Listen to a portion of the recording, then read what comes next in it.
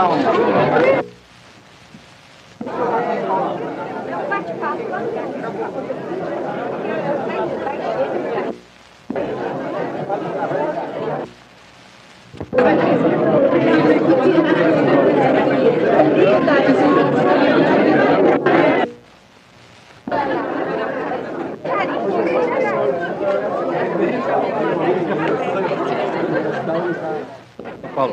como é que você vê essa volta ao Brasil depois de tantos anos fora? Olha, eu vou repetir o que eu disse recentemente a uma jovem jornalista que me fez essa pergunta, que é natural, não? É claro que eu vejo a minha volta com uma alegria enorme. Eu me olho a mim mesmo e me vejo feliz, me vejo contente. E não tenho mais do que isso para te dizer e dizer ao povo brasileiro que no momento assiste pela televisão a essa entrevista, da alegria quase menina com que eu chego de novo ao Brasil. De 15 anos de ausência do Brasil exigem de mim um processo de reaprendizagem do Brasil. E o respeito que eu tenho ao povo brasileiro não permite que eu chute. Entendeu? Eu não posso dar aqui nenhum palpite em torno da vida política brasileira ao chegar ao Brasil hoje, por uma questão de respeito mesmo ao povo brasileiro. Eu tenho que reestudar, eu tenho que reaprender, eu tenho que me intimizar de novo com a realidade brasileira.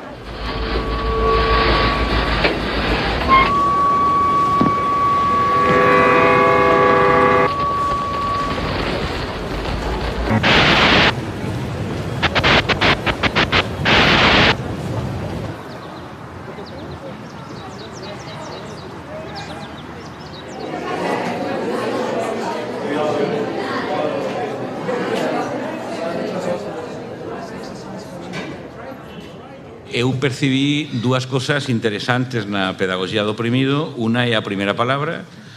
A Pedagogía do Oprimido comeza así: máis unha vez os homens desafiados pela dramaticidade da hora actual.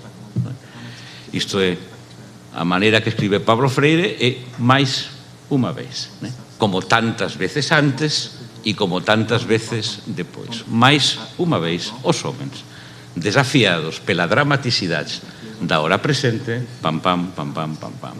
Então a gente pensou un pouco sobre ese máis unha vez e até que ponto os meus alumnos sentíanse comprometidos por ese máis unha vez. Isto é, sentíanse de alguna maneira heredeiros de todos aqueles que antes que eles tamén pensaron ese máis unha vez, máis unha vez. Então, eso foi para mí ben impresionante, porque pensé que a Pedagogía do Oprimido non era outra cosa que un credo que quería permanecer no tempo, independentemente das palabras con as quais ele foi formulado. E eu tive a impresión muito clara de que a dificultade para os meus alumnos, meninos de agora, da nova esquerda, sei lá, desta época decadente, como todas as épocas, os meus alumnos non tiñan tanto dificultades con as palabras e os conceitos, mas tiñan dificultades coa fe, coa fe. Isto de que maneira esa fe que Paulo Freire diz que algo pelo menos fique, esa fe, si esa fe é todavía capaz de capturar os entusiasmos, as ideas, a carne, o corpo e os movimentos da persoa. E eu tive a impresión depois de que o exercicio que eu fiz con os meus alumnos non foi tanto para analizar as categorías de Paulo Freire, para ver se elas eran boas ou non, para pensar as súas propostas, mas que foi bom para testar un pouco el clima da fe das persoas. Si o Maxi fala del clima anímico, da atmósfera, sería cual é a atmósfera en esta época, cual é a atmósfera da época en cuanto ás crenzas. E para eso sí que foi muito bom, para ver que está acontecendo hoxe en día con a fe. Se as persoas aínda son capaces de enunciar declaracións de fe fora das palabras bonitiñas que todo o mundo usa para papá, fora deso, mas si a fe aínda move montañas. Yo leía a Paulo Freire muy joven. Pues claro, obviamente, pues Pedagogía del Oprimido. La verdad es que no volví a leerle, porque en aquella época, bueno, quizá yo estaba en otras cosas también, ¿no? Y más adelante leí, y ahora he vuelto recientemente a propósito de las reuniones que estamos teniendo aquí sobre el estudio, y sobre ese juego del canon, ¿no? De buscar qué libros le parecería a uno, ¿no?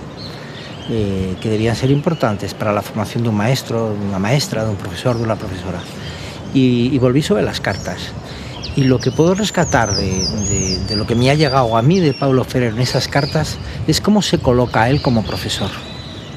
De hecho, él quiere cambiar el título del libro, Cartas para aquellos que quieren dedicarse a la enseñanza, y dejar de identificar el libro con la tía maestra, ¿no? De alguna manera, con algo que tenga que ver con una maestra que al mismo tiempo es madre, que tiene una condición como muy maternal, porque lo que se hace en la escuela es estudiar, es algo que es muy serio, aprender a leer es algo muy serio, aprender a escribir es algo muy serio, aprender a contar es algo muy serio, aprender a pensar es algo muy serio. Y él muchas veces habla del estudio. La escuela es aquel lugar al que se va a estudiar junto a alguien. Enseguida me acordé de una cosa que no tiene que ver con Paulo Freire, pero sin embargo tiene un aire de familia, un aroma.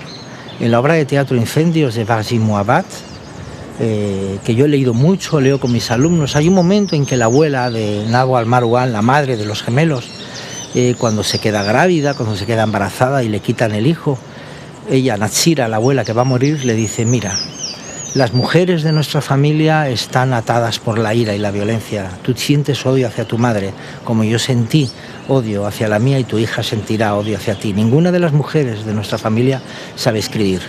Prométeme que te irás, sacarás tu sexo del valle, irás a aprender a leer, a aprender a contar, a aprender a escribir, a aprender a pensar, y regresarás para poner en la lápida de mi tumba mi nombre, Nasira. ¿Me lo prometes? Y dice la nieta: sí. Esa es la promesa pedagógica por excelencia, y esa es la promesa que creo encontrar en las cartas de Paulo Freire, y por eso creo que es digno de leerse. Eu acho que muito mais necessário nos dias de hoje, muito mais necessário. Porque no mundo de hoje,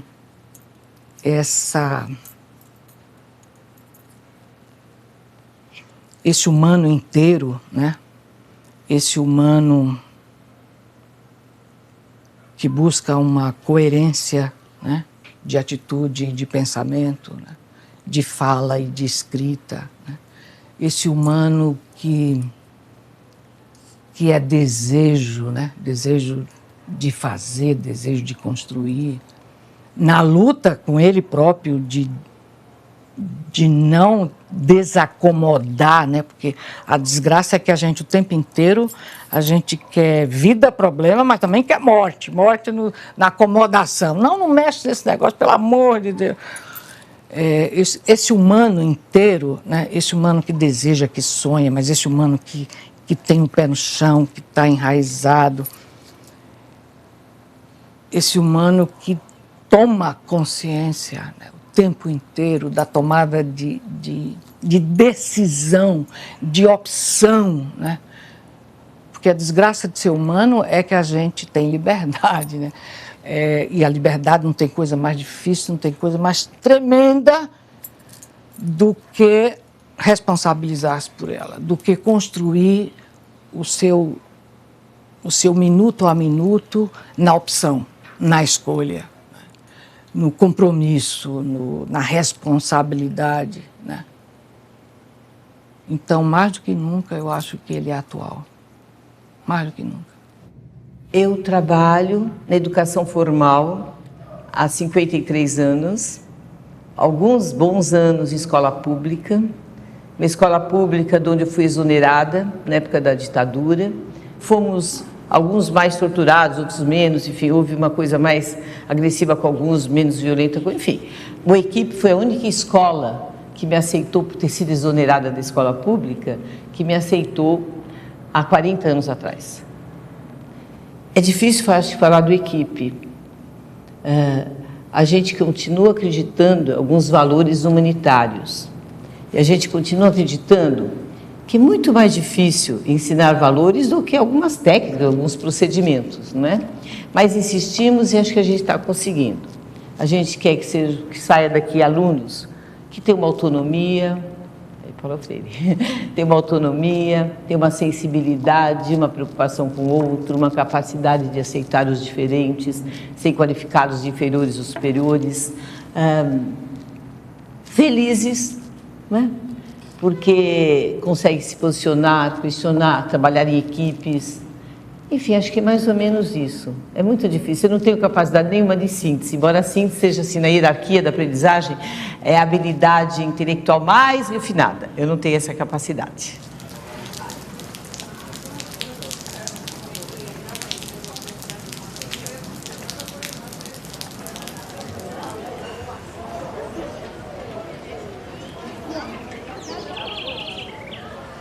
Eu não posso chegar no lugar, pegar um desejo, que é o ensino, e fazer com que a outra pessoa, indifere a minha intencionalidade, aceite aquilo que eu estou fazendo. Porque as pessoas no dia a dia já fazem isso, a escola regular já faz isso. A escola regular pega o conhecimento e fala, ó, o aluno nem pergunta de onde ele é, coloca esse conhecimento nele e cobra no vestibular.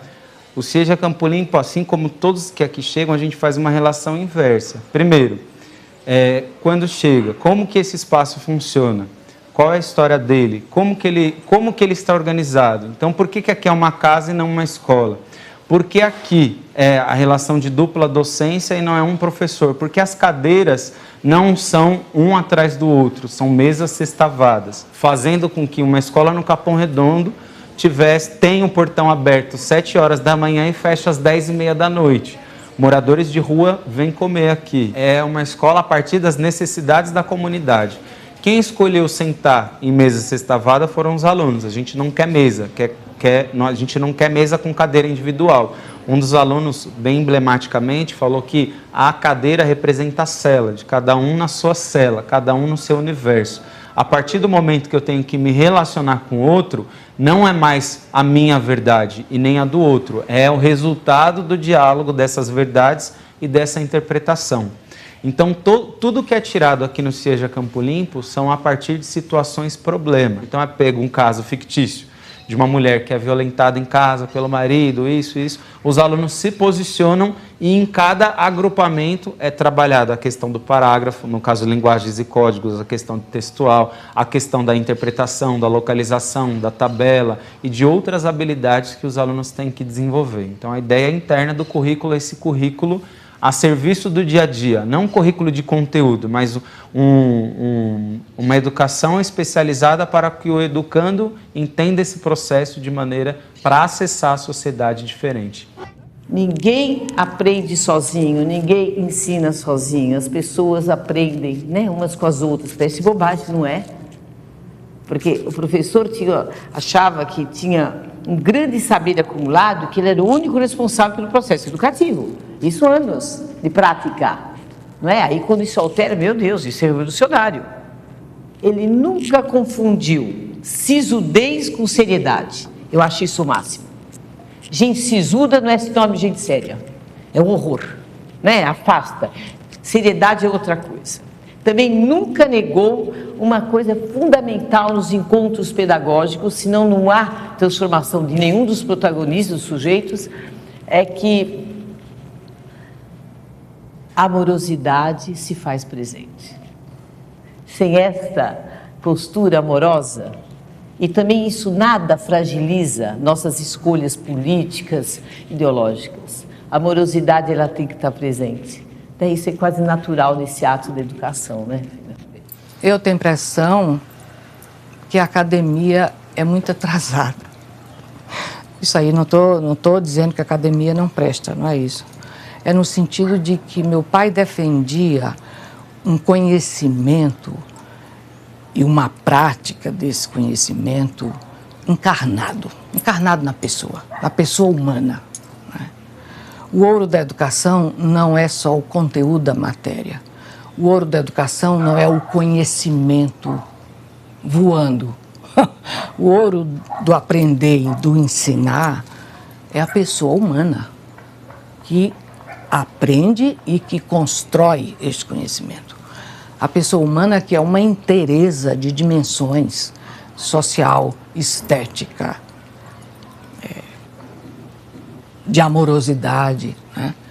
E meu pai fazia isso e tudo o legado que ele deixou é isso, é que não existe teoria, não existe conhecimento desencarnado. teoria, conhecimento, sistematização, rigorosidade está encarnada no humano, na pessoa. E a universidade está longe disso. Está longe disso. Claro que tem núcleos e exceções, obviamente, mas é atraso. É atraso. Eu não estou falando assim pejorativamente. Não, é um momento, né? Essa é uma sociedade tremendamente autoritária e escravocrata, de uma elite atrasada. Ele demorou para aceitar a ideia, porque ele não achava bom ter um instituto com o nome dele, né? Talvez preocupado em que a gente fosse apenas reproduzir as ideias. E ele não gostava de basismo, de coisas assim, basistas, sabe? Ele criticou o basismo em 91, lá na secretaria, quando ele dizia, vocês não podem ficar assim, simplesmente repetindo o que eu falo, vamos criar juntos, né? Um dia perguntaram para ele, numa conferência que eu estava presente, em Vitória, no Espírito Santo, foi o último grande congresso internacional que ele participou, e alguém na plateia levantou e falou assim, Paulo, você se define como? Ninguém tinha feito uma pergunta até para ele desse jeito. Me lembro que era uma professora assim, muito espontânea. Aí ele falou, demorou para responder. Aí ele falou, eu acho que eu sou um menino conectivo. Todo mundo riu, mas para mim a conectividade de Paulo Freire não é apenas uma atribuição à pessoa dele, como gente. Era uma categoria epistemológica. Faz parte da teoria da filosofia de Paulo Freire. A conectividade é uma desses fundamentos da própria dialogicidade que permeia toda a obra dele. Então, não é só uma categoria, não é só uma virtude pessoal, é uma categoria epistemológica da sua própria obra. E isso ele colocou como uma espécie de princípio da fundação do Instituto Paulo Freire. Eu aceito, desde que vocês não fiquem em uma igrejinha, né? Mas sejam criadores de espíritos e não seguidores de ideias.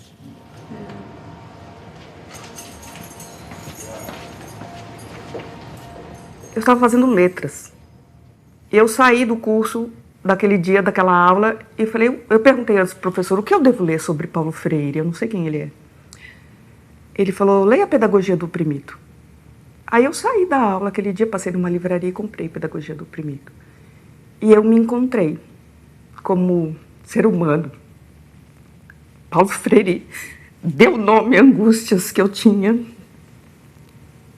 de uma maneira incrível. Eu voltei para a sala de aula, meus pais da roça de Santa Catarina, eles não tiveram oportunidade de estudar muito. E eu nem sabia que existia pedagogia. E eu perguntei para o meu professor, o que faz um homem que escreve sobre isso? Né? Qual é a área do conhecimento? Aí ele falou, é pedagogia. Aí eu fui para a PUC eu terminei o curso em 82, fui para a PUC em 83, estava eu na PUC, passando pelo corredor, eu vi um cartaz sobre Paulo Freire, que ele ia falar. Aí eu li palestra de Paulo Freire, eu parei assim, eu falei, ué, de? Aparei uma pessoa, eu falei, é de? Ou é sobre? Aí a pessoa falou, não, ele vai falar. Eu falei, meu Deus, esse homem vive. Eu não tinha lido mais nada dele, eu nem sabia que ele vivia. Aí eu fui ouvir Paulo Freire, eu falei, gente, né, era alguém que dava respostas para questões. Eu sempre fui apaixonada pela profissão de ser professora. Eu queria ser professora. Eu fui fazer o curso de letras para ser professora. Eu fui professora de português da escola pública, da rede municipal e da rede estadual de São Paulo. E quando eu tive a oportunidade de ler Paulo Freire, estudar Paulo Freire, eu consegui me encontrar muito mais como ser humano e como educadora, né? E aí, atuando como professora de português, eu sempre tive a preocupação de incluir a participação popular na gestão da escola pública. Ainda que eu não fosse diretora, ainda que eu não fosse coordenadora pedagógica, estando em sala de aula, eu tinha essa preocupação até pela influência de Paulo Freire. E esse mapa tem alguma coisa a ver com lugares que ele passou? Tá? Ah, sim, esses mapas onde a gente tem pessoas que desenvolvem trabalhos referenciados no pensamento de Paulo Freire, que a gente tem conhecimento, que faz parte de um cadastro que a gente tem. Que a gente chama Unifreire, uma rede freiriana.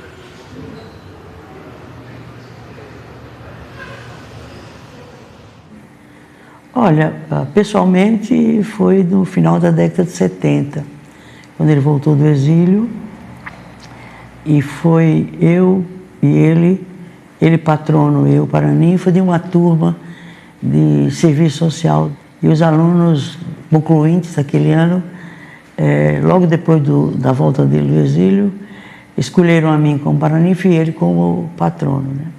E o ato, a solenidade de formatura não pôde ser na universidade, porque a universidade fez restrições ao fato da turma ter escolhido a mim e ao Paulo Freire, né, para essas duas homenagens, né, naquela turma. E foi um encontro assim mágico. Primeiro porque eu já lia a obra dele há muito tempo, aplicava o método de alfabetização, a gente importava clandestinamente as obras dele que ele publicava no exterior, né, ele estava no exílio, era proibido que essas obras dele entrassem no país, e a gente conseguia, de alguém que viajasse a um desses países onde ele, né, publicava suas obras, e a gente recebia clandestinamente e lia e estudava, né, também de forma discreta, porque se a gente fosse pega com um desses livros dele, era considerado uma subversão e seria motivo de punição por conta disso. E aí aquele encontro determinou uma grande amizade. Eu fui eleita logo no ano seguinte vereadora e eu apresentei um título de cidadão paulistano a Paulo Freire, quer dizer, depois dessa formatura. E aí foi mais uma homenagem que eu prestei a ele depois que nós nos encontramos. E quando eu fui eleita prefeita, me ocorreu convidá-lo para ser meu secretário de Educação. Antes de qualquer outro nome que eu tivesse cogitado de convidar, e sequer eu consultei o partido na época, pelo Partido dos Trabalhadores. E o fato é que, surpreendentemente, na hora que eu formulei o convite, ele aceitou. E ele disse assim, eu não seria coerente se eu me recusasse a essa tarefa, que era participar do primeiro governo democrático popular da cidade de São Paulo. E aí foi a primeira escolha que nós fizemos para a equipe de governo, né, secretariado, foi o Paulo Freire, e que fez um excelente trabalho à frente da Secretaria Municipal de Educação. Foi um marco antes e depois de Paulo Freire. E ele organizou uma equipe da qual eu fiz parte. Quando ele assumiu, em 1º de janeiro de 1989, a Secretaria Municipal de Educação de São Paulo com a sua equipe, ele disse que ele formaria a equipe, formaria os projetos, ficaria 2 anos e depois ele voltaria para as atividades de viagem, de escrita, em função até das escolhas que ele tinha. Eu com ele convivi, tenho uma lembrança estupenda, era uma pessoa muito bem-humorada, muito séria, e ele tinha uma qualidade que eu aprecio, ele era afetivo e implacável, né? Ele admitia o erro, mas ele não admitia nem a negligência, nem a desatenção e nem no descuido. Dele eu fui subordinado, portanto ele foi meu chefe, né? E ele era um chefe absolutamente encantador, mas implacável. Paulo Freire é uma pessoa controversa, aliás, ele mesmo entenderia isso sem nenhuma dificuldade, né? Ele não é unívoco, nem deveria, porque a pedagogia que ele construiu, mais ainda a filosofia de educação que ele propôs, ela é uma filosofia da educação que toma parte, que toma partido. Não necessariamente um partido institucional, mas ele tem lado. Para ele a educação tem lado. Alguns pegam a pedagogia dialógica de Paulo Freire utilizando o diálogo como método e não como filosofia. E como método, a suposição é que eu vou dialogando contigo porque eu sou o mestre e você é o discípulo. Eu sei o que é verdadeiro. E você, com o partejamento que vai feito no diálogo, vai concluindo o que eu já sabia. Ora, isso não é Paulo Freire, isso é Sócrates com alta capacidade. Isso pode ser aquilo que faziam outros autores. Aqui isso é dialética da filosofia medieval, né, de Tomás de Aquino, por exemplo. Mas Paulo Freire tinha outra percepção. Por isso, Paulo Freire não é incontroverso e nem poderia sê-lo. Aliás, se ele tivesse uma aceitação expressiva, é sinal de que ele estava errado. A maior força de reconhecimento a Paulo Freire vem dos seus adversários, que oferecem a ele uma força muito maior do que a que ele tem. Vez ou outra você encontra pessoas no campo da política partidária ou da gestão pública que dizem que querem retirá-lo, né, do currículo, como se ele estivesse presente desse modo. Alguns, inclusive, dizem, que eu sempre acho, não sei se é anedótico ou fruto de ignorância, que a influência freiriana, né, durante os 30 anos mais recentes fez com que houvesse, né, uma esquerdização, por exemplo, do processo pedagógico.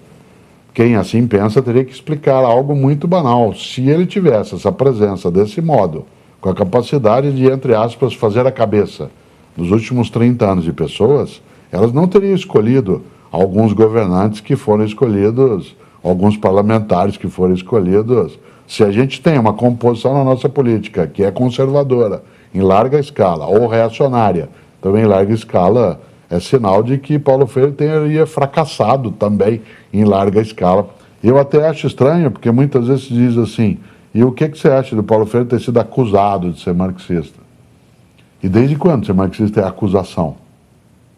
Então, essa ideia, Paulo Freire tem a orientação marxista em algumas das suas trajetórias das teses, mas não em todas elas. Paulo Freire vai além, inclusive, do pensamento de Marx ou de Gramsci. Paulo Freire, ele em alguns momentos chegou até, né, a conviver com pessoas que tinham essa perspectiva, mas ele não a adotava, mas ele também não a renegava como fonte de inspiração. Né? Ele não deixava, né, de colocar-se como alguém que também bebeu nessa fonte, mas com ela não se afogou. Quando a gente olha para a periferia e vê esse movimento de quebrada, vê todo mundo, a gente está reunindo cacos, né, dessa urbanização, desse processo capitalista, né, da reprodução da sociedade de massa mesmo, dos meios de comunicação. A gente só olha para uma direção, e quando a gente se olha, a gente reflete num processo diferente, num processo dialógico, né? Num processo onde eu vejo uma ocupação, onde tem um assentamento, onde tem um terreiro, onde tem um centro espírita, onde tem outros lugares onde a gente passa a dialogar com a Dona Teresa, com a Maria Cristina, com a Isabel, com a Dolores, com todas as senhoras da quebrada que querem acessar a educação diferente. E eu acho que ele não é necessário, eu acho que ele é obrigatório, né? Porque a importância que eu vejo nele, quando você muda a interlocução da importância, né? Então, quando ele coloca a educação a serviço daqueles que precisam, eu estou invertendo o processo, porque a escola surge desse processo de homogeneizar a sociedade, instrumentalizar e fazer esse sentido de Estado-nação. Eu me reconhecer enquanto Estado-nação. Paulo Freire aproveita desse processo de diálogo, desse conhecimento e fala assim, não, as pessoas têm que acessar a sociedade de maneira diferente, se reconhecerem através do rol de palavras, do rol de coisas que acontecem no dia a dia, elas têm que acessar a mudança da transformação da sociedade a partir desse conhecimento. Quando ele é secretário da Educação, no governo Erundina, que para nós da periferia foi um governo revolucionário, o primeiro um governo de esquerda revolucionário, e que traz toda a questão da educação, toda a questão do esporte, toda a questão do lazer, e dando essa importância, e quando ele coloca essa importância para a profissão docente, quando ele coloca a jornada especial de formação, que é a GEF, quando ele coloca que o professor tem que ter uma jornada de trabalho em sala, mas também uma jornada de estudo, ele está revolucionando a educação. Ele está falando que eu preciso dar importância para os professores, eu preciso dar importância para a escola, eu preciso dar importância para a educação. Então, falar do Paulo Freire é falar dessas necessidades, é esses gritos do dia a dia que são colocados. Falar de Paulo Freire e da necessidade dele é falar do Sarau do Binho, é falar da Dona Ida, é falar de Antônio Conselheiro, é falar da cultura periférica. É aquele professor que tem no dia a dia poucos instrumentos, mas fazem desses poucos instrumentos conexões com o dia a dia e mostra a importância para o sujeito. Fala assim, ó, através desse processo histórico, você tem essas ferramentas de mudança da realidade. E é possível através do conhecimento. Boa tarde, boa tarde, boa tarde. Todo mundo bem? Todos. Beleza, otimamente. Fica à vontade, gente. Tá. Então, ó, quando que numa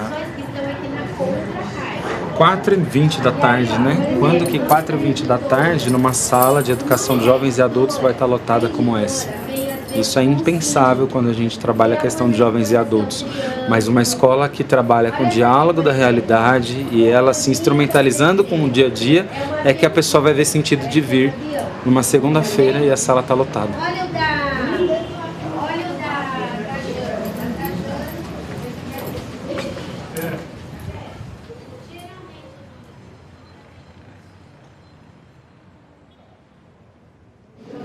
Paulo Freire escribe o seguinte, dice, un texto para ser lido precisa ser estudado, afirma que o estudo exige seriedade, atenção, curiosidade e perseverança, e comenta tamén que, entre aspas, estudar exige disciplina, estudar non é fácil, porque estudar é criar e recriar e non repetir o que os outros dixeran, estudar é un deber revolucionario. Mas eu queria continuar con o parágrafo seguinte que diz assim, na parede de unha das salas de aula onde eu dou aula na Universidade de Barcelona está escrita a segunda frase do trecho anterior, a frase que fala sobre recriar e non repetir, mas non a primeira nem a última, que son ao menos igualmente importantes. Eu acho que estas non son escritas, non están ali, porque contén as palabras disciplina, deber e dificultades que os meus alumnos non gostan, e porque dicen claramente que para un estudante o que é revolucionario, ou seja, emancipador, é estudar. Eu gosto desa frase de Paulo Freire que soa claramente anacrónica, que estudar é un deber revolucionario. Pelo tanto, para os jovens de hoxe en día tamén, se eles quer ser revolucionarios, a súa obrigação, o seu deber e a súa disciplina é também estudar. Ela é importante sempre. Não tem essa coisa de que agora é tão importante. Não. É importante sempre. É importante porque é no ensinar, né, que você problematiza a existência.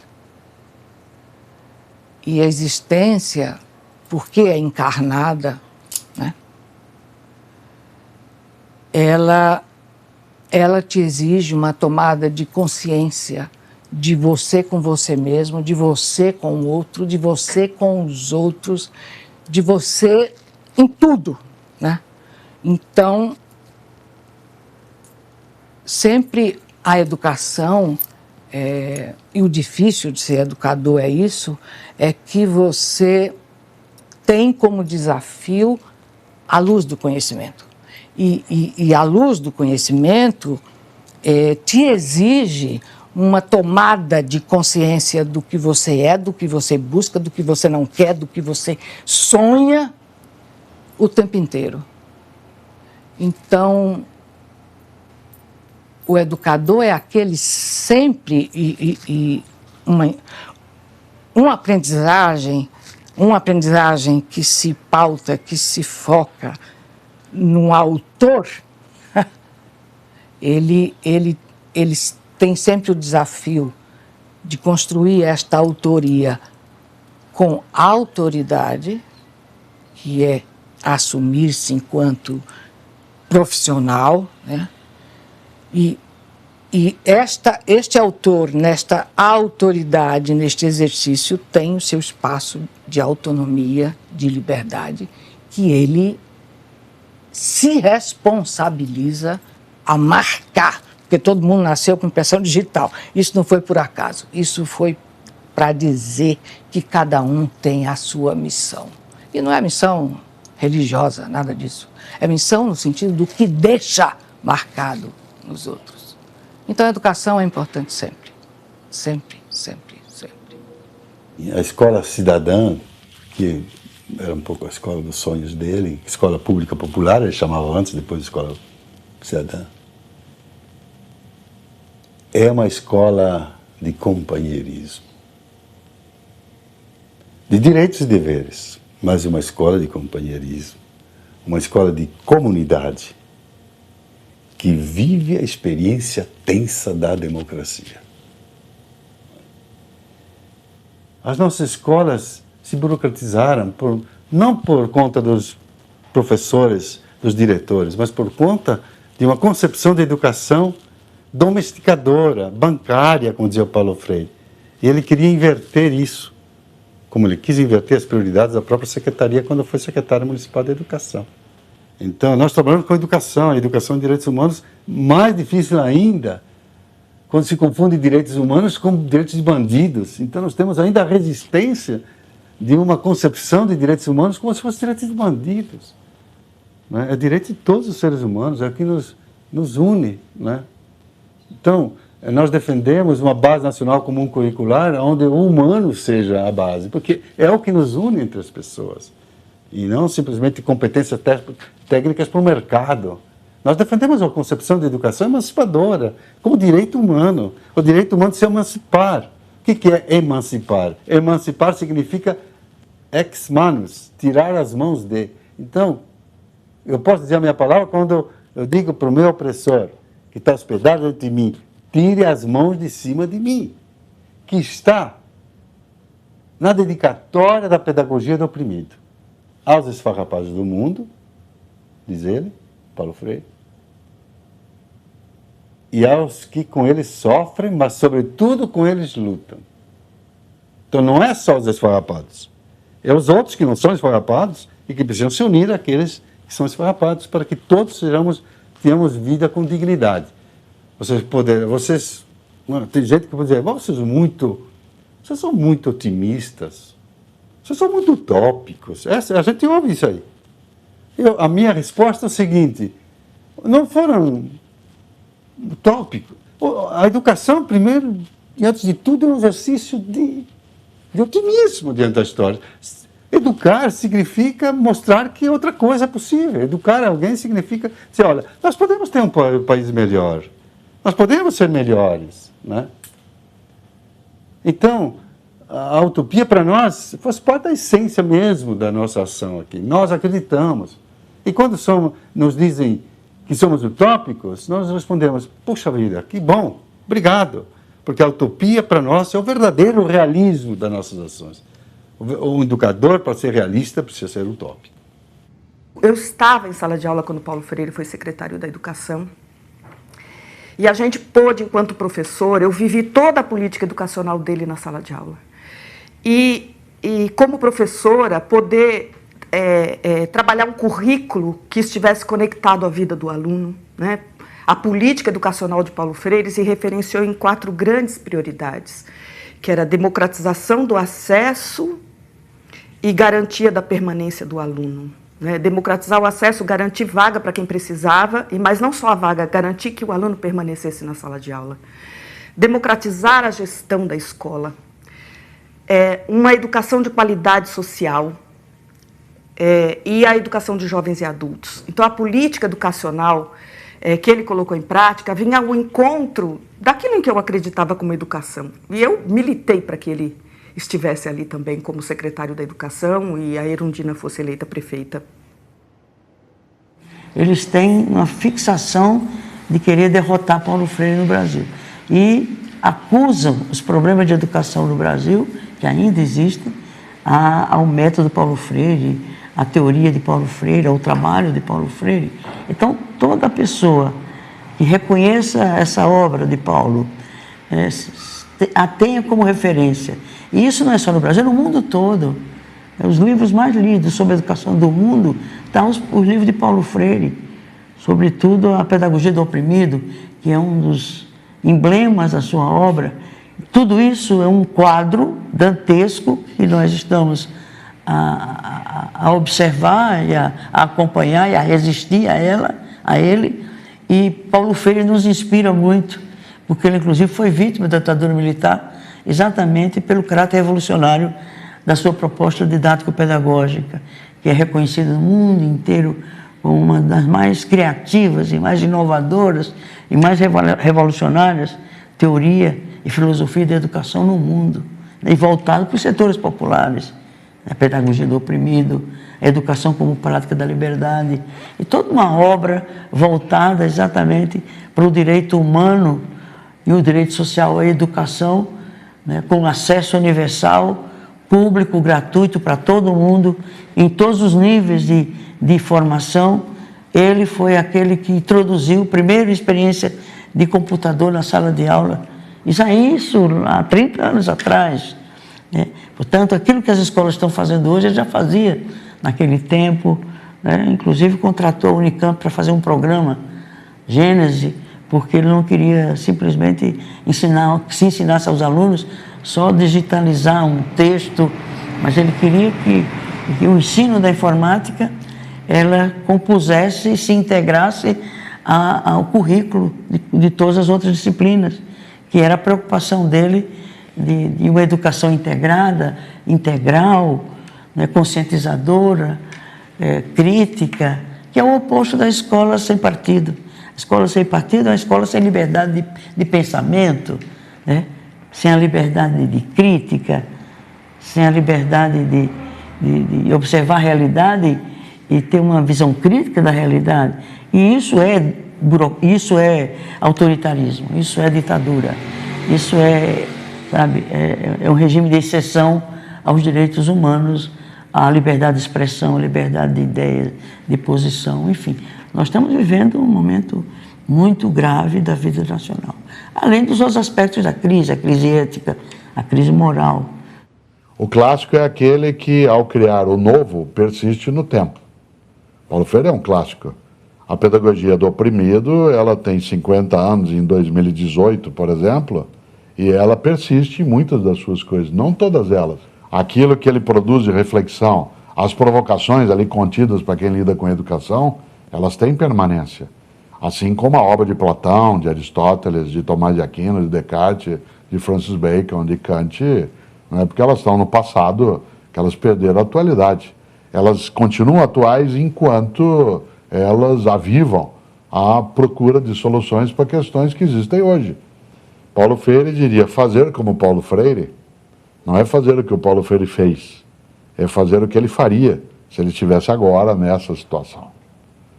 O que eu mais aprendi dele foi a humildade. É difícil, é um exercício cotidiano. O Paulo Freire era alguém que não fingia modéstia. Quando alguém o elogiava, ele dizia algo incrível, ele dizia obrigado. Porque há pessoas que fingem modéstia. E ao serem elogiadas, ela diz, imagine, bondade sua. O que é uma simulação de modéstia e obriga quem elogia a elogiar de novo. Né? Portanto, é uma forma de arrogância. E essa humildade que ele carregava não era ausência de posição, era abertura para a posição que não era aquela que ele tinha. Isso eu aprendi muito com ele. Paulo Freire tem uma qualidade que eu nunca consegui desenvolver. Aliás, várias delas, mas uma em especial. Ele, quando falava com as pessoas, ou as pessoas com ele falavam, ele prestava atenção. Fosse quem fosse, na rua, numa escola, num encontro, ele prestava atenção. Não é fácil, sendo quem ele era, você ficar o tempo todo prestando atenção com interesse sincero.